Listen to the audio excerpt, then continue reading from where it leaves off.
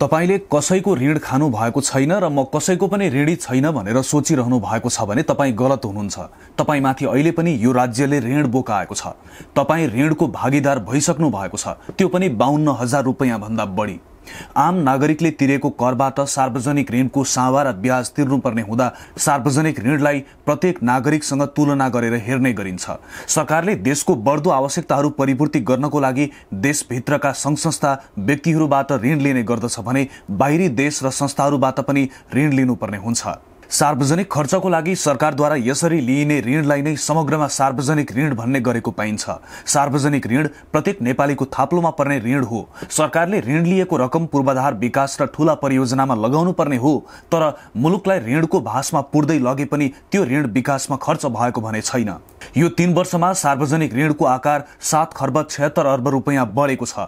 ऋणको कुरा गर्ने हो भने प्रधानमन्त्री केपी शर्मा ओली प्रधानमन्त्री भए यता देशको ऋण झण्डै दोब्बर भएको छ। ओली दोस्रो पटक प्रधानमन्त्री हुँदा 2074 साल फागुनमा देशको ऋण 8 खर्ब 43 अर्ब थियो, तर यो 3 वर्षको बीचमा 7 खर्ब भन्दा धेरै ऋण बढेर 2077 फागुनसम्ममा 15 खर्ब 89 अर्ब 46 करोड रुपैयाँ ऋण पुगेको छ।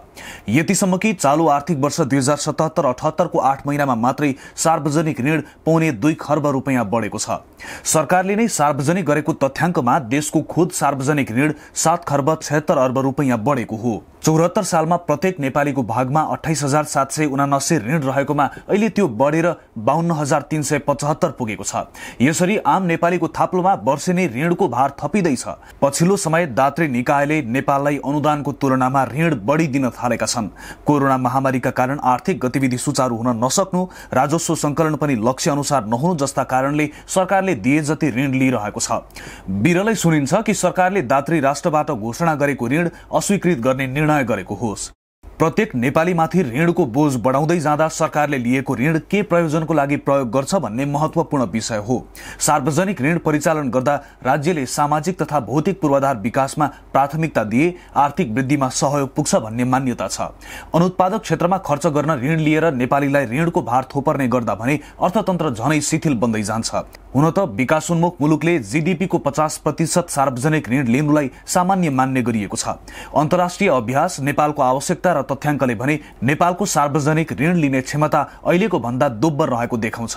नेपालले पनि सन् 1990 दशकताका कुल गार्हस्थ उत्पादनको 60% भन्दा बढी सार्वजनिक ऋण लिएको थियो, जुन ऋण सामाजिक तथा पूर्वाधार विकासको लागि प्रयोग गरियो। विकसित मुलुकले कुनै समय 200% सम्म पनि सार्वजनिक ऋण लिएको इतिहास पनि छ, तर सार्वजनिक ऋण लिए पनि देशको वित्तीय अवस्था, प्रति व्यक्ति आय, सरकारको बजेटमा भएको प्राथमिकता, राजस्व संकलनको अवस्था आदिले प्रभाव पार्छ। उत्पादनमूलक क्षेत्रमा खर्च भएमा सार्वजनिक ऋणले अर्थतन्त्रमा खासै असर नगर्ने बताइन्छ, तर अनुत्पादक क्षेत्रमा भएको खर्च कटौती गर्न सरकारले खासै महत्त्व नदिँदा भने नागरिकले व्यक्तिगत प्रयोजनको लागि लिएको ऋणको भार त छँदैछ, सरकारले लिएको ऋण समेत 52,000 भन्दा धेरैको बोझ बोक्नु परेको छ। पछिल्लो केही वर्ष सरकारको खर्च बढ्दो छ। सार्वजनिक खर्चका लागि सरकारले सार्वजनिक ऋण लिनु स्वाभाविकै भए पनि आम नागरिकमा भने सार्वजनिक ऋणको त्रास छ।